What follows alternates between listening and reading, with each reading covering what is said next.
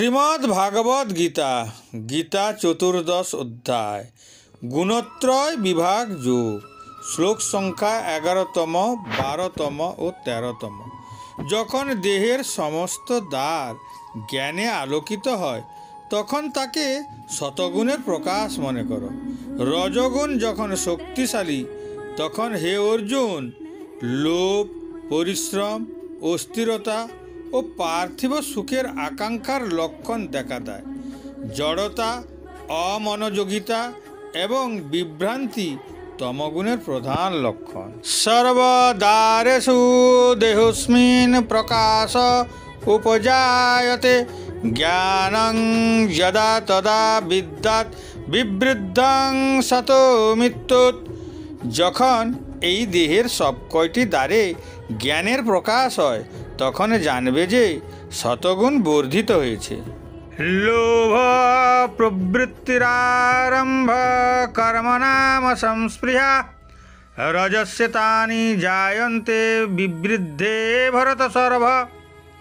হে ভরত শ্রেষ্ঠ, রজগুণ বর্ধিত হলে লোভ প্রবৃত্তি কর্মে উদ্দাম ও দুর্দমনীয় স্পৃহা বৃদ্ধি পায়।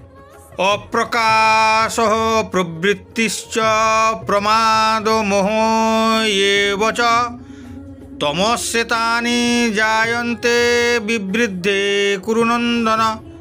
হে কুরুনন্দন, তমগুণ বর্ধিত হলে অজ্ঞান, অন্ধকার, নিষ্ক্রিয়তা, প্রমাদ ও মোহ উৎপন্ন হয়। ভগবান শ্রীকৃষ্ণ পুনর্ব্যক্ত করেছেন কিভাবে তিনটি গুণ জীবের চিন্তাভাবনাকে প্রভাবিত করে।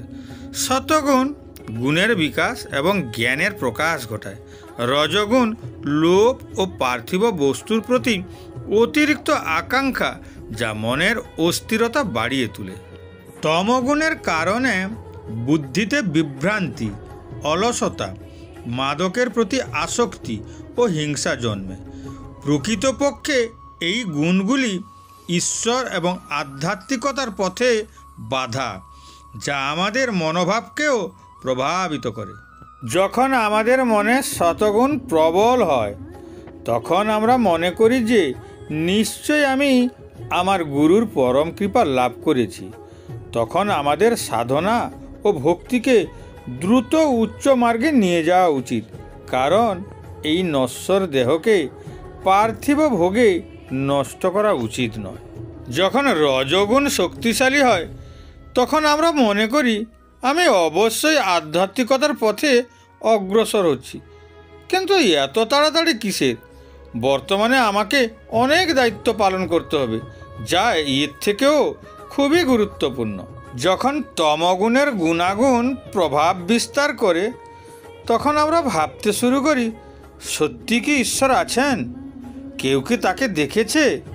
তাই মনে হয় সাধনায় কী লাভ, বৃথা সময় নষ্ট করা। এখানে বিবেচনা করা দরকার যে একই ব্যক্তির চিন্তাভাবনা ভক্তি সম্পর্কিত আধ্যাত্মিকতায় সর্বোচ্চ স্তর থেকে সর্বনিম্ন স্তরে কিভাবে অধপতিত হয়ে যাচ্ছে। এই তিনটি গুণের কারণে মন অস্থির হওয়া স্বাভাবিক। যাই হোক, এই ধরনের পরিস্থিতিতে আমাদের হতাশ হওয়া উচিত নয়।